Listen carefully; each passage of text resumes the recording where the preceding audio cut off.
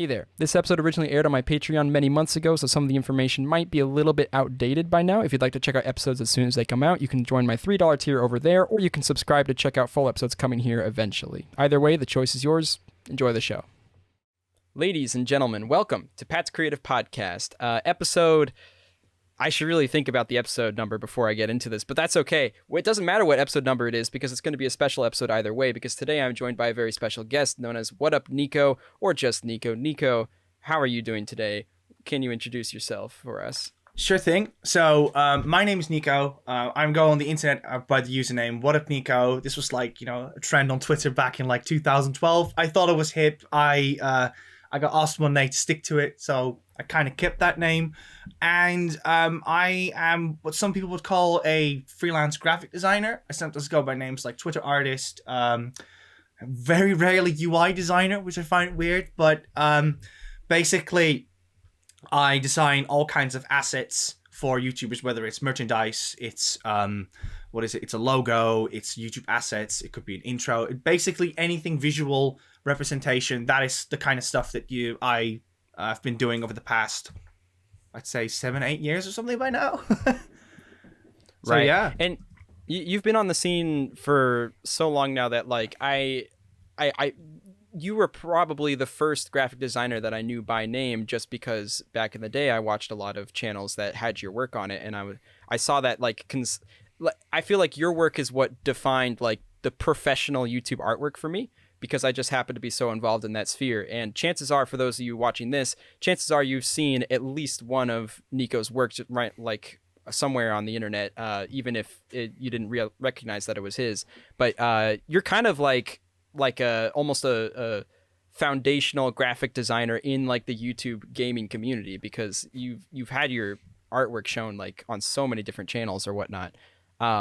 And I think that might be just kind of a cool place to get started. Like, how did you get so involved with all of these different channels and doing artwork for them? Like, what kind of put you in the realm of the YouTube branding graphic designer, if you will? Yeah, sure. So back in 2013, this was at the time when I'd say Hidden Block was being shaped. Hidden Block was basically a multi-channel, basically like a group of people that collaborated and created YouTube content in many different styles. And Right. I was a big fan of that when I was still living in the Netherlands. And I've always wanted to kind of like contribute to a YouTube community in the past. So I decided to literally just send Cakecore at the time a Facebook message, because back in the day, I think you could still do that, but you could like just send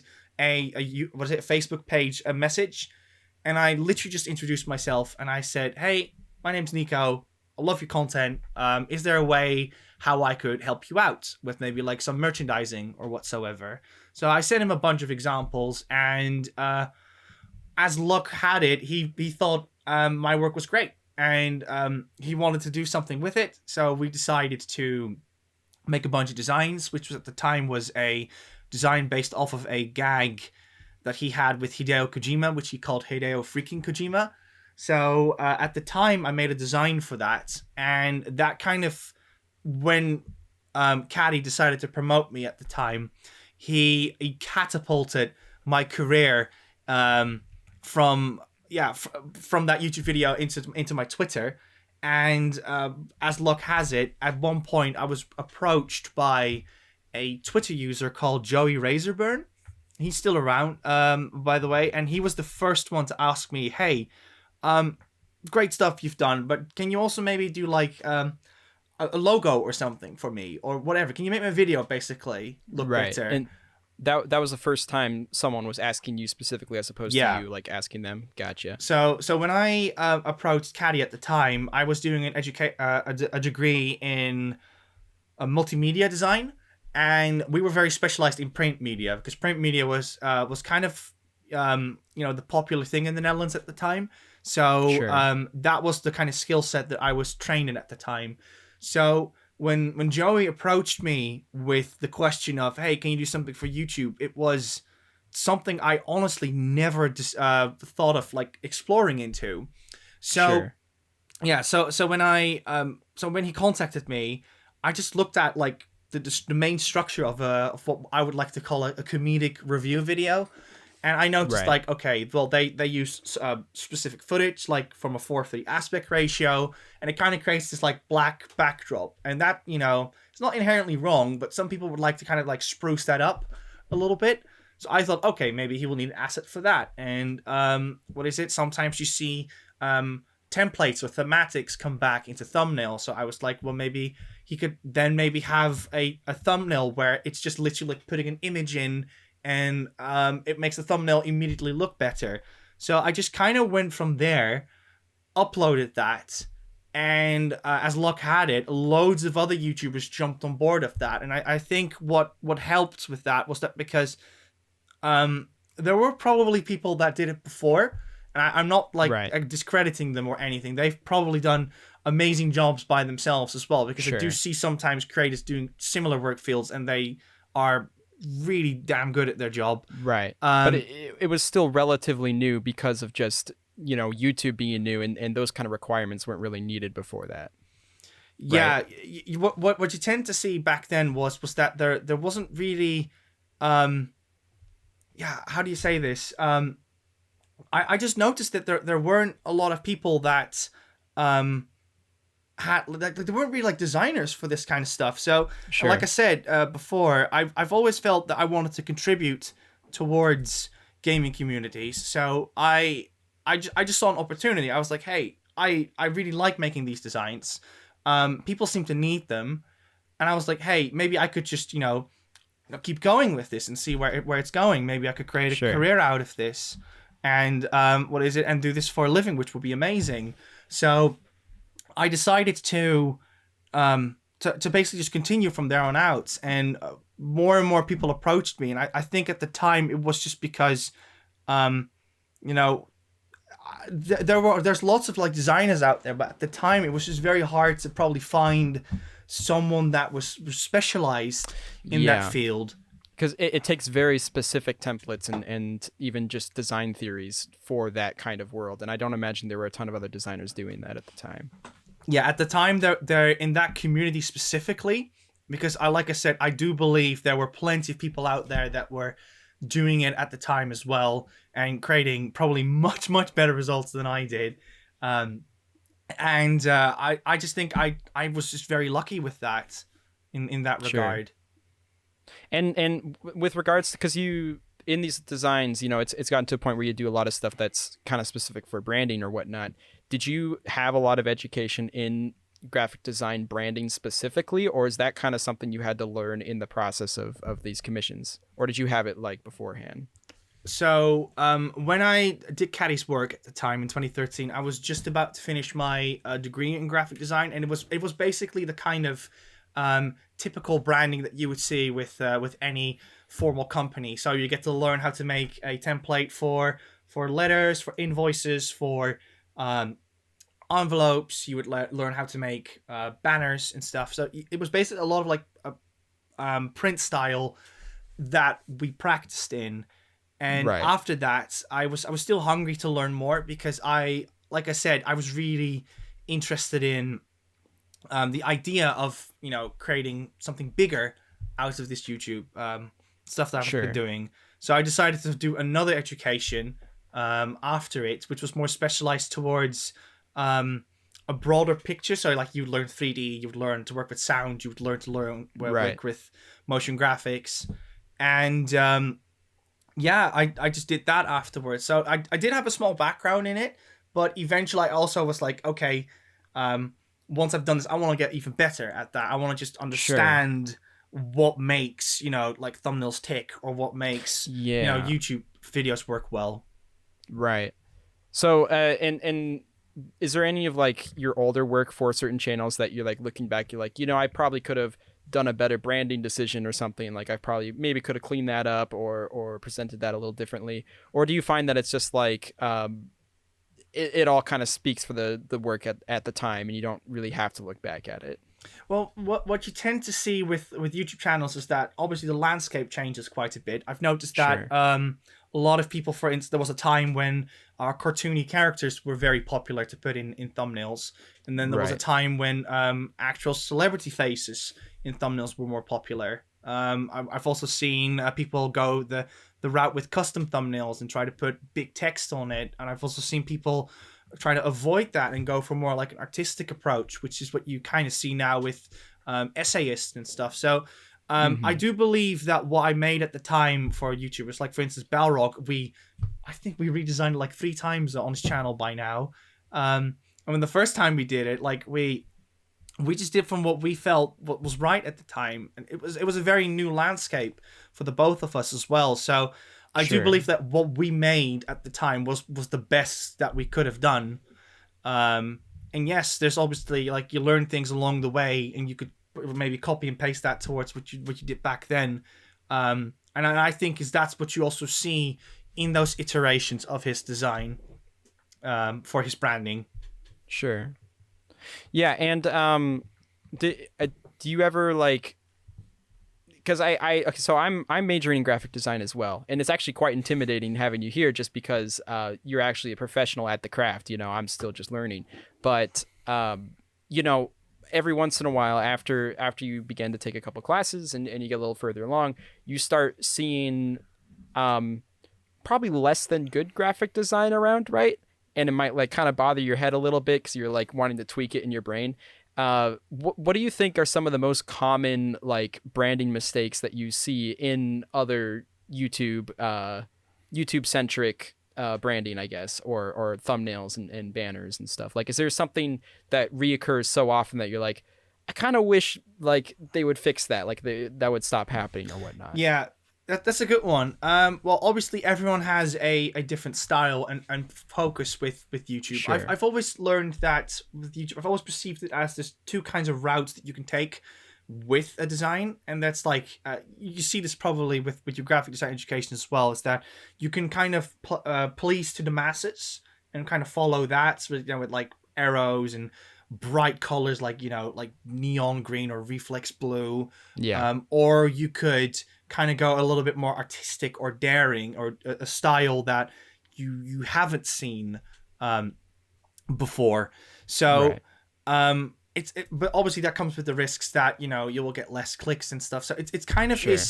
it really depends on like which routes you take with it. So sometimes I do see designs and I'm like, that outer glow is huge, or like, oh, that yellowness, where does that come from? It doesn't make any sense. But it just, you know, it does serve its purpose. So it's hard to say, but from what if it comes to pet peeves, if it comes to like tiny things that I wish I could tweak, is sometimes with something like drop shadows. Like drop shadows are a very popular effect, and the purpose of them is to kind of separate your elements from the background to the foreground, and it's a very powerful tool. It basically does the job for most assets you want to stick on top of something. But the problem with them is that sometimes drop shadows are very thick or very like dark, and I just feel that if you just kind of look for more subtlety, or approach more from the angle of, okay, when is the point that it serves its purpose? So what I always do is like I put the opacity to 0, which is the thickness of the color from something to nothing, by the way. Sure. And I start from 0 and I just kind of work my way up, and when it just serves its purpose, I'm like, okay, I'll keep it there.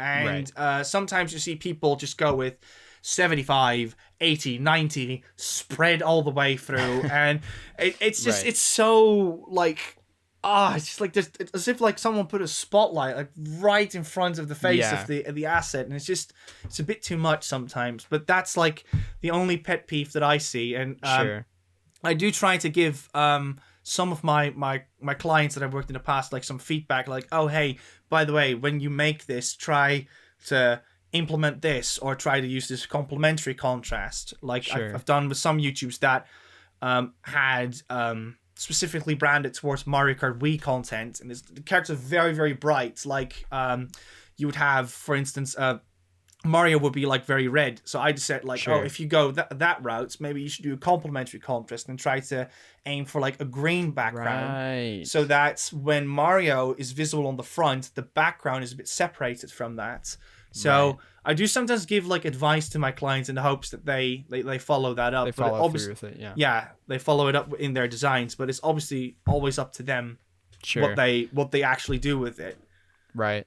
Well, and thumbnails are just kind of a tricky beast in general because, you know, to my understanding of graphic design, a lot of it is just about the form at which you present other content as opposed to trying to get readers into specifically looking at the graphic design itself. I mean, obviously there is artistic graphic design that exists as well, where you can make some interesting things with typography. But for the most part, you know, in the commercial world, you're trying to just present information, right? At least this is to my understanding. This could just be an entirely fresh person saying this stuff. But with thumbnails, though, you're specifically trying to get them to not look at other thumbnails, but look at yours, right? So when you add things like intense drop shadows, I think your brain starts thinking like, well, black spots draws the eyes in or whatnot, and that makes me look at their thumbnails. But at the cost, you might have a really bad thumbnail, right? Or at least a not super appealing looking one. So I think thumbnails are just like a bizarre graphic design beast because it's so compared to just all this other feeds of stuff. And if you don't follow other trends, like you might just get your thumbnail lost into the dust anyway. But yeah, no, I agree. Like sometimes it's like kind of like annoying when there's something that's totally against your graphic design instincts and you just see it like everywhere on YouTube and you're like, I just wish they would change just a little bit, you know? Like maybe you don't need a stroke and a shadow and a glow all on like one piece of text or something like that, you know? Yeah, I mean, I do respect obviously the choices that some people make. At the end of the day, it's their content, and Sure. what is it? They should do what they feel is right for it. So Right. I feel like it kind of comes off as entitled when you decide to be like, no, you should totally make the drop shadow more subtle. Right. So I try to kind of like look at it more abstract and kind of see like what is it that you try to achieve with your thumbnails. Right.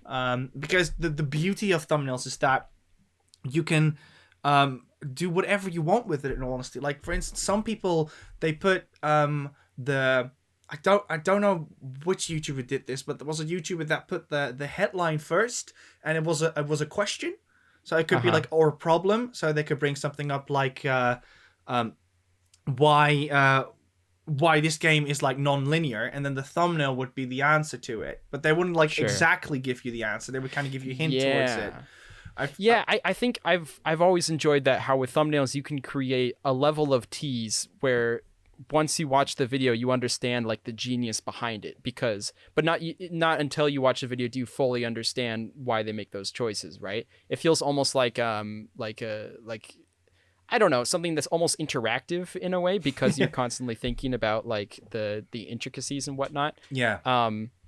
But yeah, and you know, like you said, with just not trying to like put your own personal aesthetic over other people's thumbnails, especially when YouTube requires a specific set of thumbnails a lot of times, right?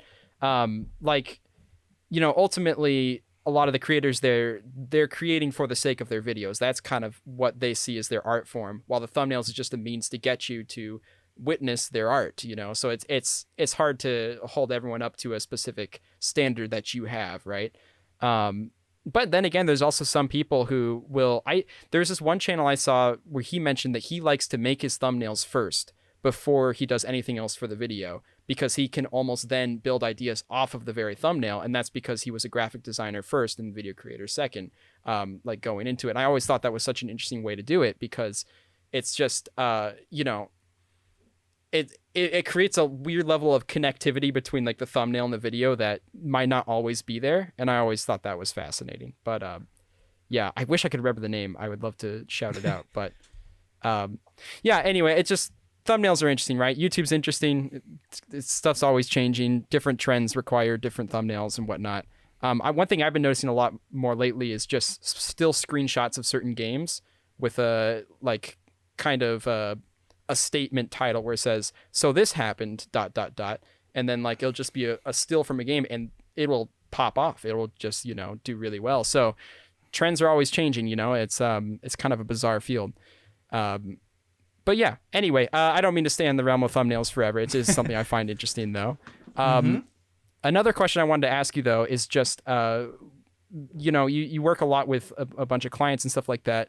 How much does that differ between like working for clients or just creating your own art for yourself? Like, do you find it almost easier to create for clients because of certain direction that they give you, or do you feel like your lack of freedom makes it almost difficult to come out with a product, or what's your general take on that? Okay, that's quite cool because so what I really really love about working with YouTubers is that obviously they're creative minded people. That's the first thing. So Sure. so a lot of things that you want to achieve is already very obvious. You're both in it like together, but what's great about working with YouTubers is like it's almost like a collaboration. It's like a duality. It's I always believe in, if you want to work with clients, with YouTubers, is that if you can find that duality and you're both willing to challenge each other. So when I make a design for someone and they have a very good idea of what they want, and I'm like, oh, I can bounce immediately off of that. I can see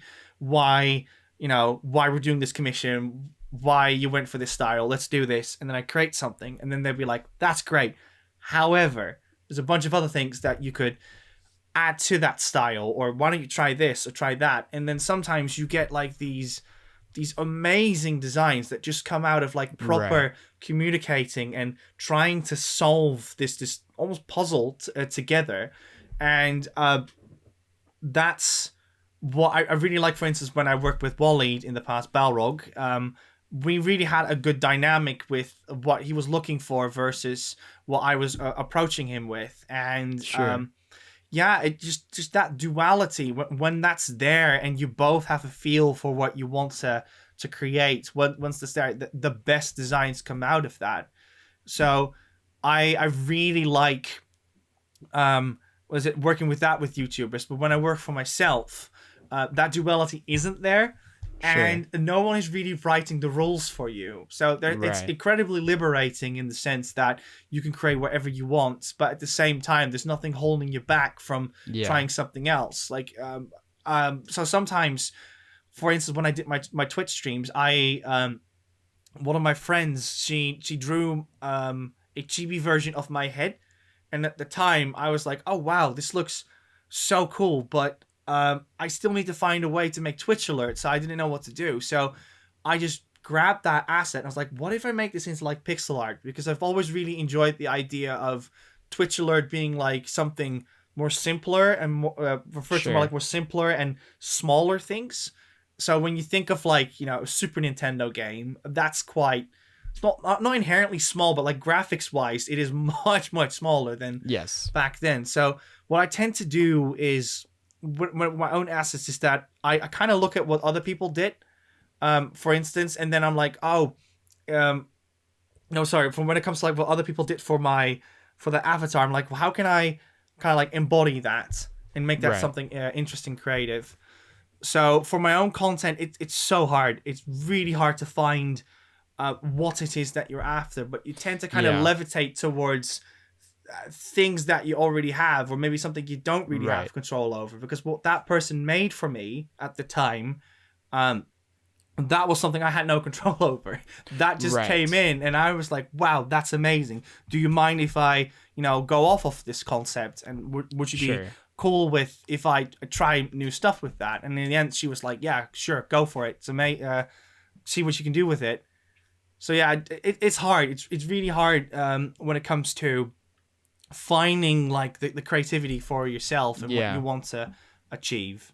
Right. It's so interesting how much power collaboration can have, because I think there's like a little bit of a stigma with art in general, and that's because of I think a lot of like the finer arts like paintings and sculptures, where so many of it is done by like a singular person, that I don't think people, outsiders at least, fully understand just how powerful collaboration is in the art field. Because like you said, you can find that creativity together, and just having some form of prompt like you do with clients, I imagine, even though you have those kind of restrictions, it brings out more freedom from that. While if you're promptless, it kind of feels like you don't really know where your end goal is, you don't know where your starting part is, you don't know where the journey is, and it's how do you fully focus on making something that way, right? Yeah. So one of the problems I sometimes have with clients, because this is just advice for those who venture forth in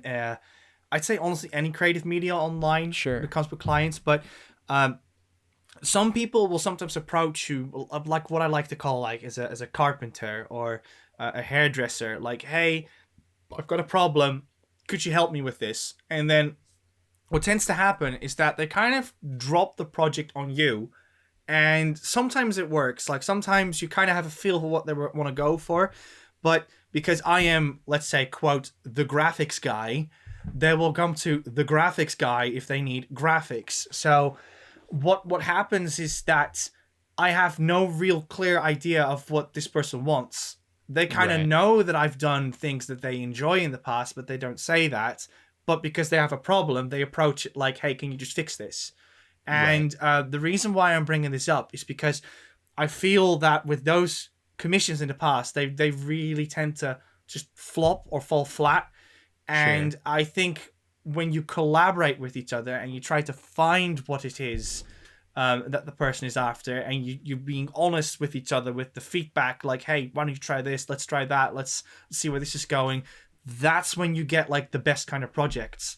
Sure. So I feel that sometimes you get approached by people that just really want you to kind of make them look good, and that's Yes. completely understandable. But you need something to base it off of. Like, Right. I can't guarantee that something will look great if all people offer is, I cover Nintendo games. Could you just Right. make something like that? Can you just make something Nintendo related? Because it's inevitably going to be red. It's going to have, Yes. the arc from Nintendo probably around it.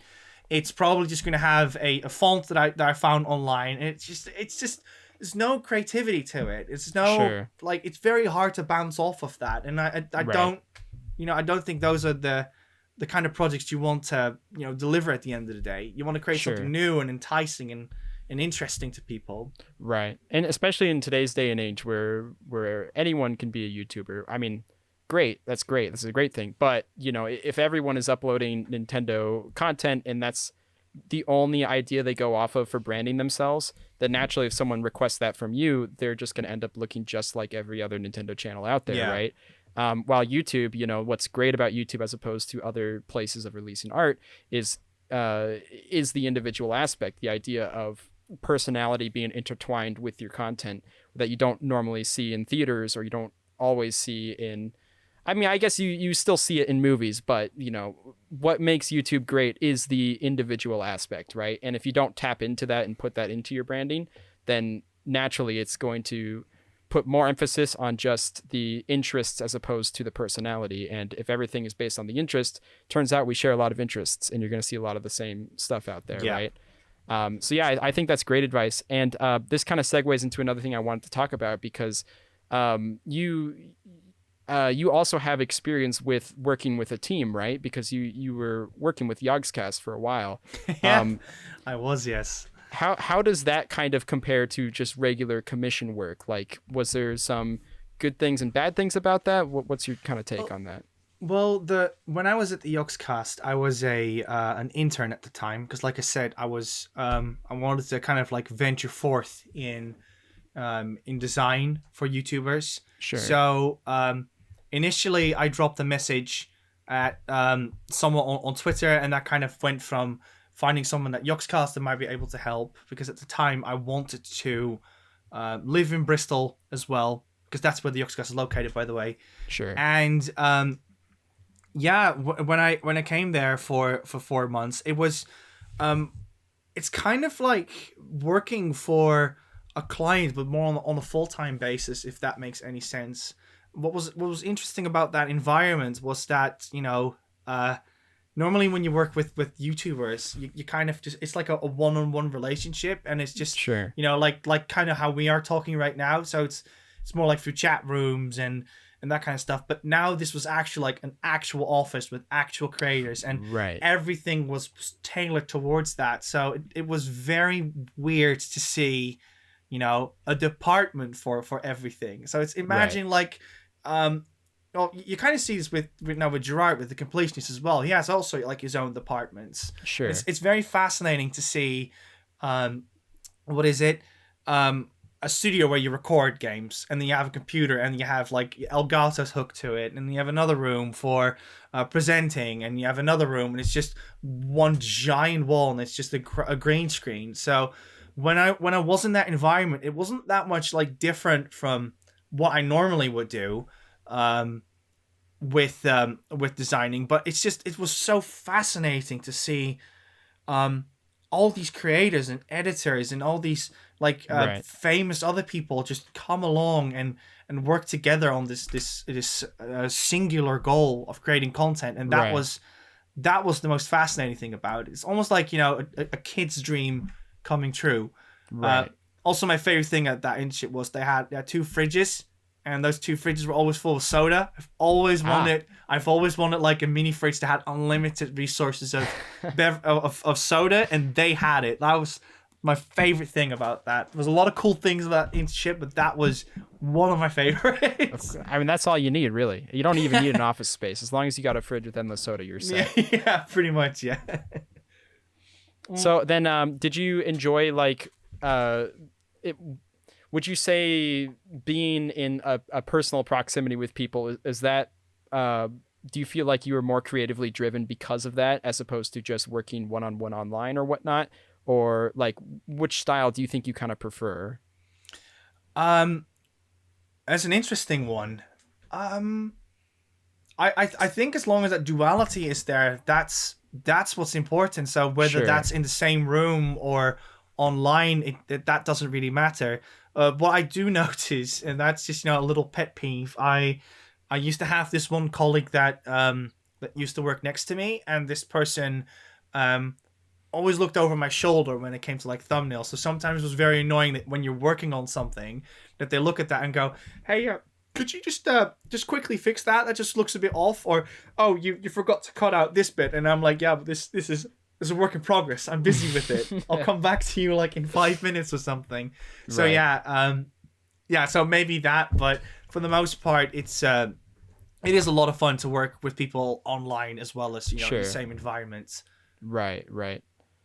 And I imagine just having the opportunity to do both is very helpful too, just to be able to see both realms, right? Yeah, because like I know that there's a lot of people who can work much more efficiently and keep their brain or head clear if they're working kind of at their own pace and collaborating on their own time, while there's other people who kind of need that constant engagement from other people in order to be more productive. And I don't think either way's better, you know. I just think some people adjust to different styles better. But ultimately, I think, like you said, the important part is just that collaboration, that open dialogue as to what you're trying to make and whatnot. But I have another question that's going to kind of change gears, okay? This is Sure. not something I don't normally ask questions like this, but I thought I would try it out because I thought it might be fun, possibly funny. We'll see. So obviously, you have to work with a lot of Creative Cloud programs, at least I assume, unless you somehow managed to do everything Yeah. without them.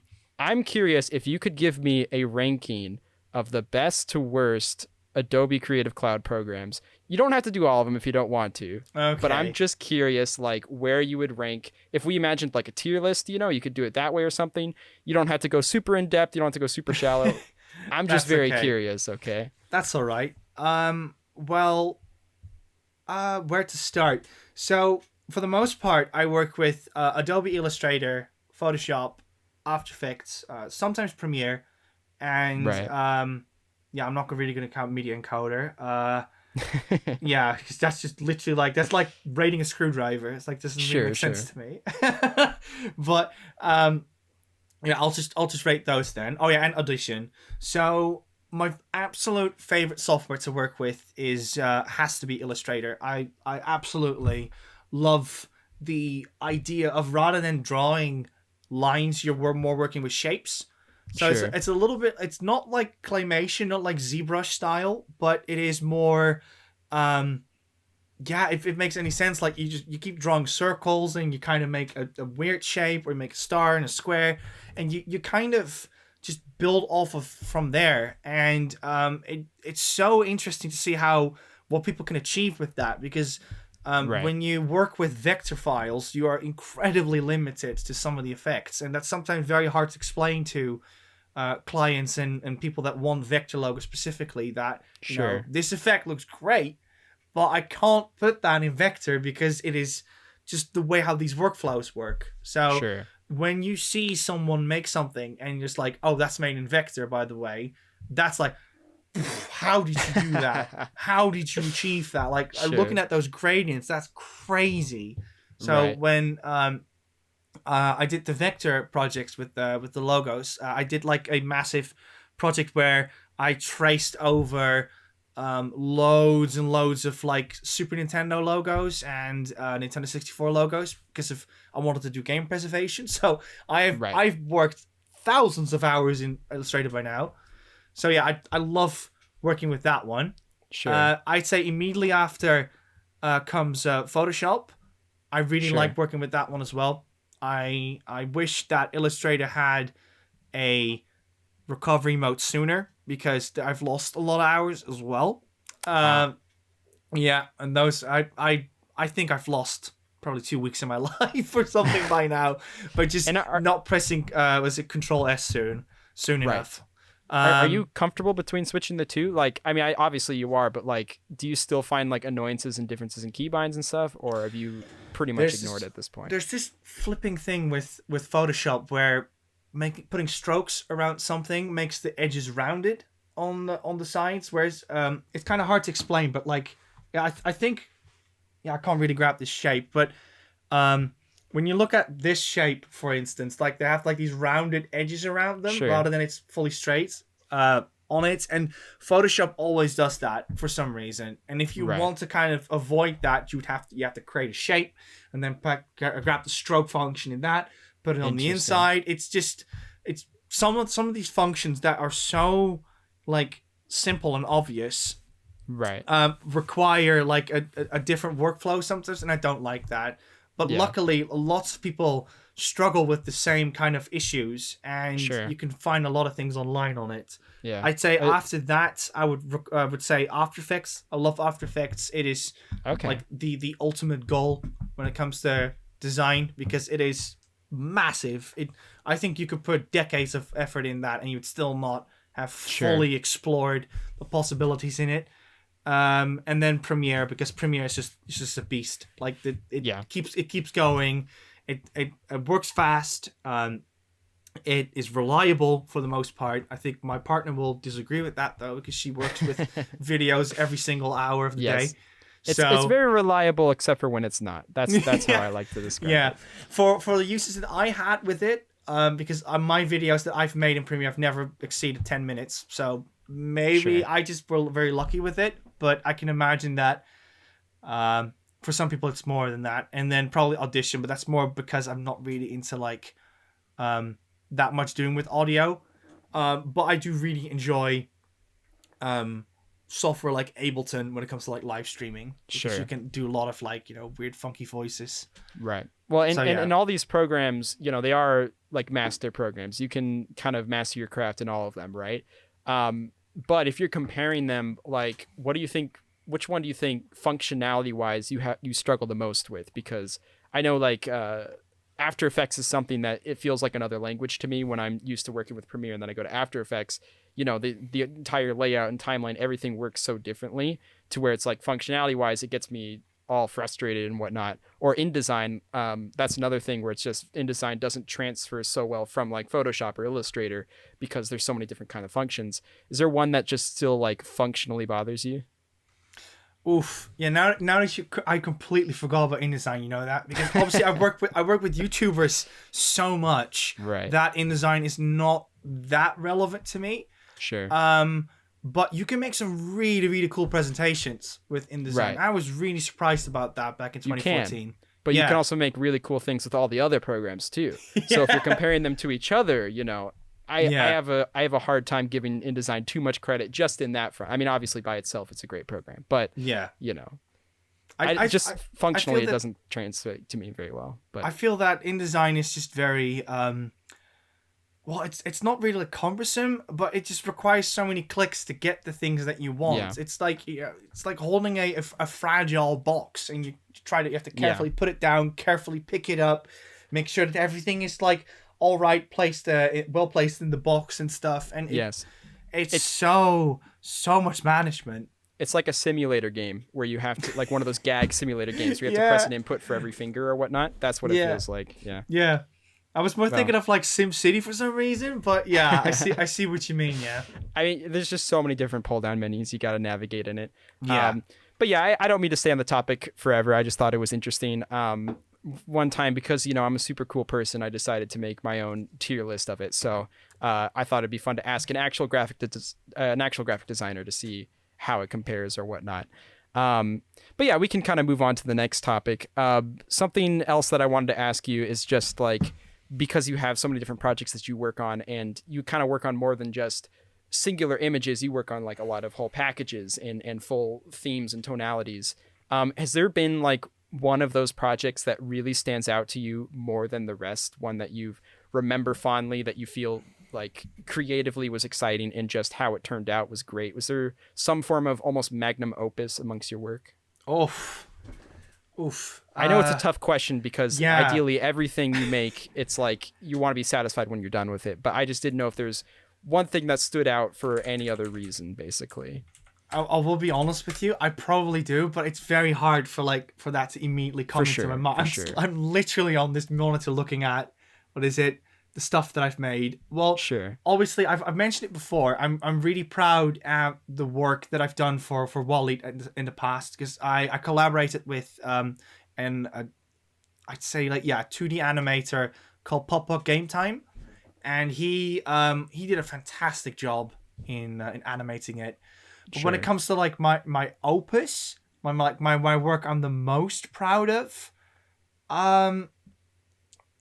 there's a lot of projects that I'm proud of for different reasons, but the one that I would go for is the one that took everything together for me, and that's probably right now is the Friendly Broski, which was a YouTuber that wanted a Twitch channel branding as well, and it took so much out of me. Like I had to animate rain and animations, and we had to make different kinds of overlays, and he had to have lots of different files that he can edit as well. And it was probably like the closest I've been to like I would say like a company client, because usually when you work for YouTubers, they are much more practical. They just like, hey, if you just give me the logo or just a high-res PNG, we're fine, we're square. I don't need to print it out everywhere where I go, or I don't need to have 15 versions of it for different functions. So when I had to do his branding, it took a whole lot out of me to just nail every single thing, because there was a lot to it. And if I had to put another one in there, it's probably the Podiots. So when I was at the Yuxcast, there was this little team with it, which is now a split between Michael going to another company and Triple Jump, by the way. But they used to have this podcast called Podiots. And they were looking for...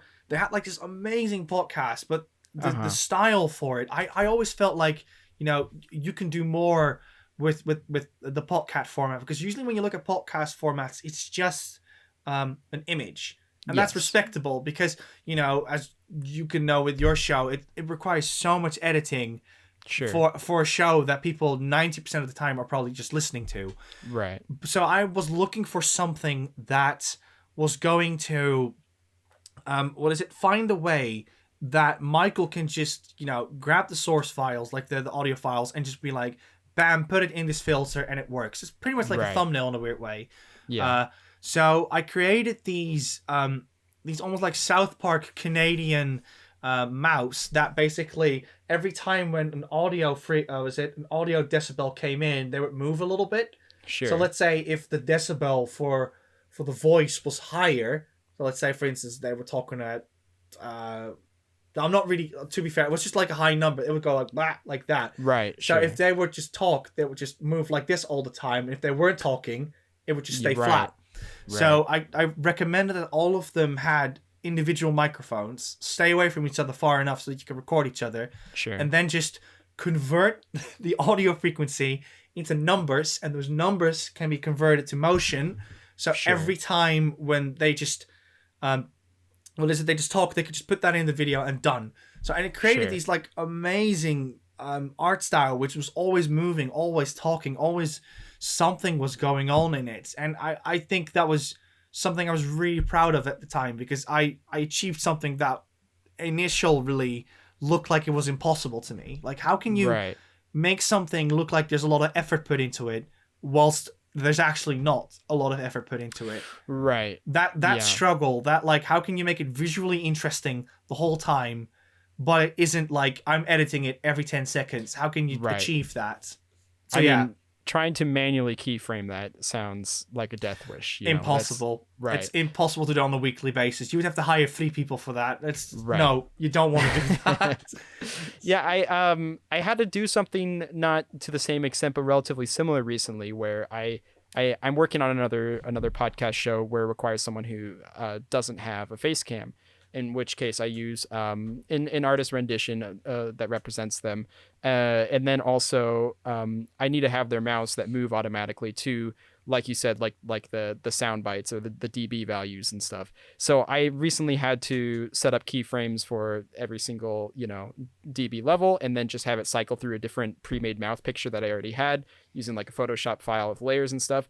And it's not pretty. It's not like an easy thing to fully set up. So, Yeah. But yours sounds even more difficult because you had to actually add an analog as to how like high the mouths go, right? Mine Yeah, just so- cycles through pictures. Yeah, so the trick how it worked is that the mouth can, what I did is I created 2 shapes. So like you have the head and you have the mouth. Uh-huh. And like what I set to the property is that the mouth can rotate from here to here. And this is 0% and this is 100%. Sure. And I said if the decibel hits, and I was like, then I converted the decibels in After Effects to numerics. So say like, hey, if something is very loud, it is, let's say, 16. But if something is very quiet, it's 2. Sure. So it would convert those audio frequencies from once, was it like every, maybe like say half a second constantly. So then you'd have 2, 16, 5, 8, and it just keeps going like that. Sure. Then I grab those numbers and I say in an expression, yo, if you have 16 on that, it's 100%. Right. But if it's 8, it stays halfway through. So Right. if they're talking like this, it just moves like this. But if they suddenly start to be loud, it moves like Right. that. So it kind of did the trick for it itself for that reason. So Sure. and I think what also works with it is the art style itself, because the art style is deliberately very simple. And Sure. when something is very simple, it requires a lot of interpretation. So you look at it and you go, okay, I guess those are the eyes, those are the mouth, that's the face. Sure. So the brain kind of does all the work for the designer. Whereas Right. if you go for realism and you go for that, like actually it looks like the muscles are moving and stuff, people are much easier to spot mistakes with it. Right. Right. So it kind of, it is allowed for the mouth to sometimes maybe be a bit glitchy or sometimes Sure. move a bit bigger than it's supposed to.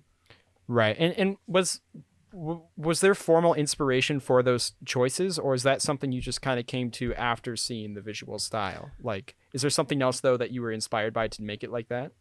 Well, there was a show on at the Yogscast at the time that did a similar thing, and that's what kind of inspired me to do it for the Vidiots show, the Podiots, as well, Right. because I felt that that what the Vidiots were doing was amazing, and I felt that they deserved better than what they had. So I just went along and I decided, I literally just started to design things for them, and I was like, hey, what do you think of this? What do you think of that? And I wanted it to be something that was simple, was detailed, and something that would give them somewhat of a visual identity. And sometimes, I hate saying this because, I wish there's always an answer for something, but sometimes you Sure. just look at something and you go, I think this would work for this, Right. and Yeah. and it needs to be manageable. Like I need to make sure that Michael, if he wants to add something to it, or he wants to bend something, or he wants to remove something, he can do that too. For sure. So yeah, it's what is it? Sometimes I just create things based on my gut feeling, and sometimes I Right. create things inspired by things that I've seen before, and yeah, sometimes the stars just align in a way, and you're like, oh my Right. god, this is amazing. Let's keep going with it. Yeah. Well, yeah, I mean that's the process. Sometimes you just see something, you envision something immediately that you know is going to work, and then other times you really have to like take a lot of steps to find what you're going to do. But ultimately, if the end product's good, the end product's good, right? Yeah. I think that might be the most in depth I have gotten on the show about a particular craft, and I'm very glad we did because. Like this is the kind of stuff that I would love to listen to. If I heard someone talk about this on a podcast, I'd be like, okay, I'm gonna write this down. Like these are tips and tricks that'd be helpful to know. But yeah, no, I saw it from your demo reel. I admittedly haven't seen the podcast, but it did look very, very well done, very clean. So congratulations on that. We're gonna kind of start moving on into some more closing questions. As I mentioned to you earlier, something I like to ask all the guests that I would like to ask you now is just how have you been creatively affected by everything going on in 2020? Have you been feeling like you need to create more because of everything's going on? Have you felt more creatively burnt out? Has there been any changes in your workflow, basically? Well, for what I've noticed is that a lot of my other freelance friends, they that aren't really focused on YouTubers. They had a lot of like drops in clients' work because their client work could be focused on festivals, TV Sure. production, and that requires obviously people to be in a room, and that was complicated. So I was incredibly fortunate to not be that much affected in regards of client numbers. But Sure. the thing that affected me the most when it came to 2020 was the fact that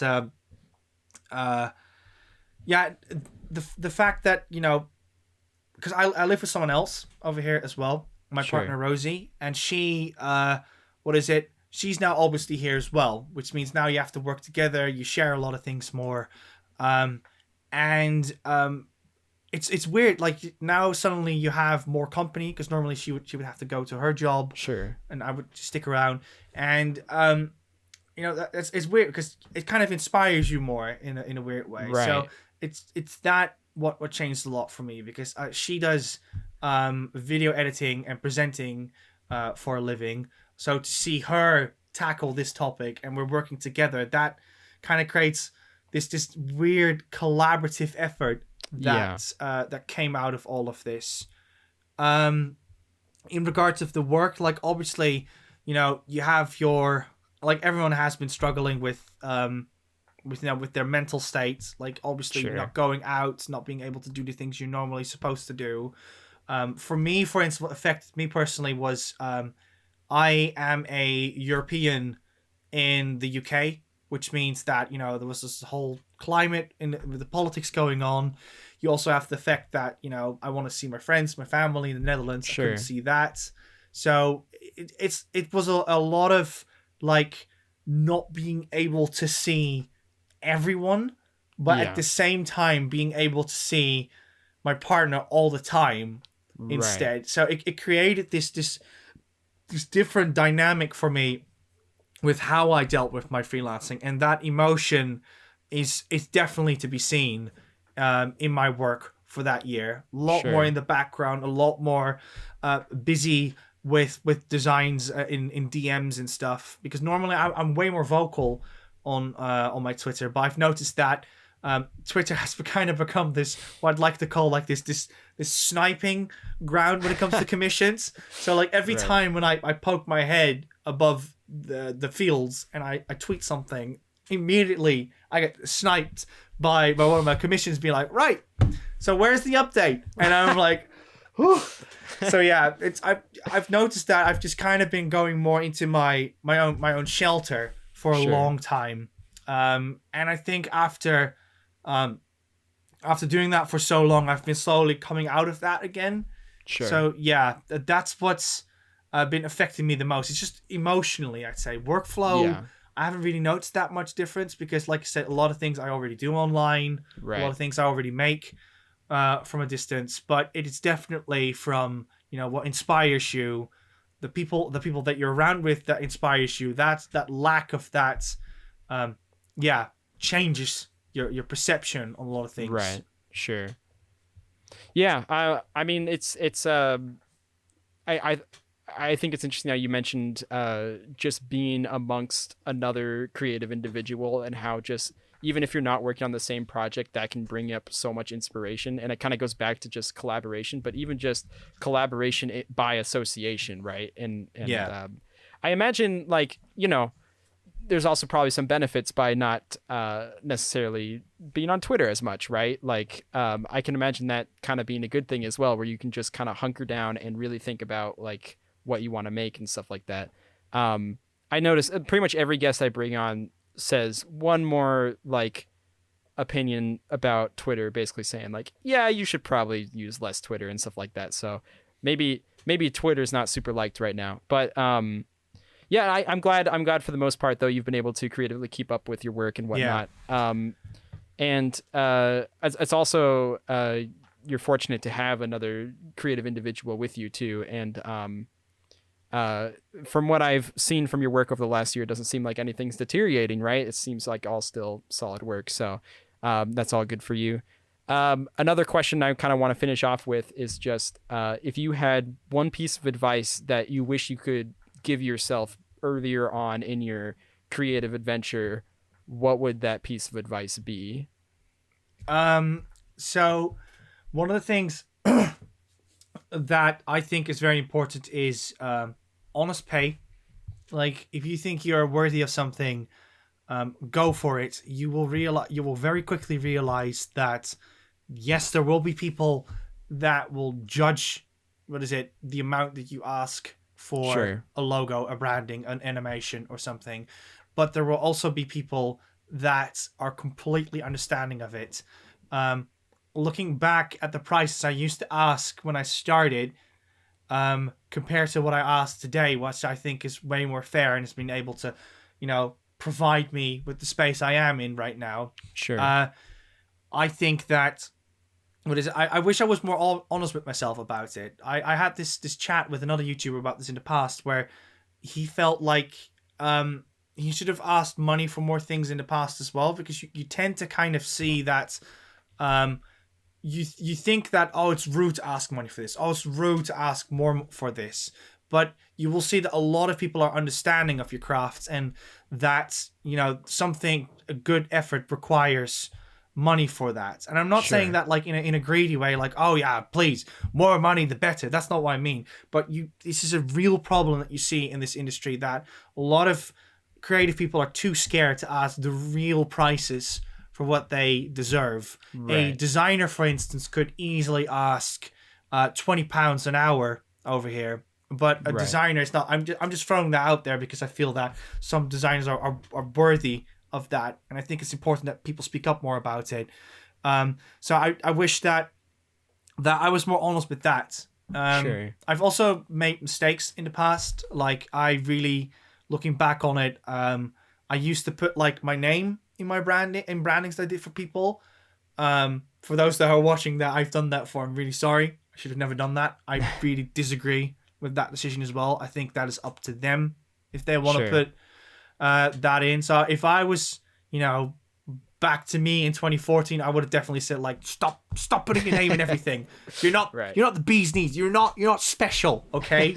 If they want to credit you, they'll put you in the description. Just be honest with yourself. Because one of the reasons why I did that was because I was like, hey, if I lower the prices a bit, then I can get exposure for it in return. Because even though people make jokes about exposure could lead to, you know, more projects. So I was like, hey, that balances it out. But yeah, that was a decision that I wish I never made, because I feel like that made people a bit like, really? Why is that in here? So yeah. I mean, and ultimately, like, you know, I think a lot of people do like to credit the artists behind the work, right? Like I mean, the reason I found you is through people crediting your work for the channel that they've done, right? So I think, yeah, for the most part, a lot of people are understanding with that. And ultimately, you're making something that's for them, and it's kind of no longer yours, right? And like I imagine, I feel yeah, like go it's a for it. decision. I feel like it's a decision that that they are allowed to make, because the Right, thing that I did is that I baked it in the assets at the time, right, and I hate that I hated that I did that, and I wish that I didn't do that, because I've noticed that when I didn't started to not do that, people did it anyways. So people just sure, credited it me in either the end title card, or they gave me a shout out, or right, they put me in the description, and I was like, that is so much more fair. Like, it shouldn't have been like that. sure, So, yeah, that's one thing I wish I didn't do. sure. Because people will appreciate you for the kind of work that you do. Yeah, and Which I is another think great thing honest about pay, YouTubers. They're super supportive right, for over sure. your work. Yeah, yeah. It's such a it's like creators that are so distinct from like creators of Hollywood or even just contemporary artists and stuff like that. Like there's a big personality difference, it seems, at least for a lot of them. Obviously YouTube is so big now that there's going to be people of all shapes and sizes, but yeah, I think you really, I think it's really important that, like you said, with honest pay is such a big thing too, because you know this stuff isn't cheap. Adobe's not cheap, living's not cheap, but I think people get in their heads that because there's so many artists on the internet nowadays, like in order to make people choose you instead of other people, you kind of have to do less. But ultimately, if you are making less than minimum wage, then I think at that point you definitely got to step back and really think about what you're doing, right? And it's a problem because if you offer services for a lower price or whatnot, it affects kind of the whole artist market, the whole artist mentality, because a lot of people are offering their services for much less, when in reality that tends to hurt the whole market of artists, right? Yeah. So yeah, I agree. Honest pay is definitely a good way to go about it, because but also better understanding like your capabilities. Honest is the key word, right? Because you don't want to sell yourself for too much. Obviously, there's some people who have a much larger experience than you and have had more jobs that kind of align with people's needs, but being honest about what you're capable of, Yeah. and putting the right pay for that. Unfortunately, I think we are actually just about out of time here. So I appreciate you being on here, though, Nico. Of course, I've been a fan for a long time. Your work is very inspiring to me in both graphic design, but also in just creative mentality. And I appreciate you taking your time to be here. Is there anything you would like to let the audience know about what you're working on, where they can find you, or just anything in that field? Yeah, sure. I just wanted to quickly say, because I think a lot of people probably comment on this, but these are mirrors, by the way. So there's like my Sonic socks, by the way, over here. But yeah, what is it? So these are just mirrors. So in case you're seeing something weird, that's what it is. We don't have a green screen like was it like you do, very nicely in the background to camouflage everything. Thank you. But yeah, you can find me mostly on Twitter under on the Twitter tag What Up Nico. And yeah, usually what I post over there is what is it? My design work. I like to shit post as well every now and then, which I Sure. really enjoy. And yeah, talk about creative stuff for the most part. That's what I love doing. And After all, you're also streaming. That's correct. I used to stream. I Oh, want to go okay. back. I want Gotcha. to go back. But I'm kind of like in the process of upgrading everything. Sure. So this desk, this tablet, what is it? I'm now currently saving up for a new computer and stuff. So yes, I will return one day with streaming, but that is not something I can guarantee between now and 6 months or something. Gotcha. But Well, yes, I either want to way, go back. I'll leave the link to your Twitch, of course, in the description, as well as your Twitter. And I want to take a moment to thank all of you watching for supporting me, and I hope you guys enjoyed the show. If you'd like to check out anything that we mentioned in a more concise view, these will be uploaded into clips over on my channel. And of course, you can subscribe if you'd like to check out some other clips from other creators as well. So thank you so much for watching, and I'll see you guys in the next episode. See ya.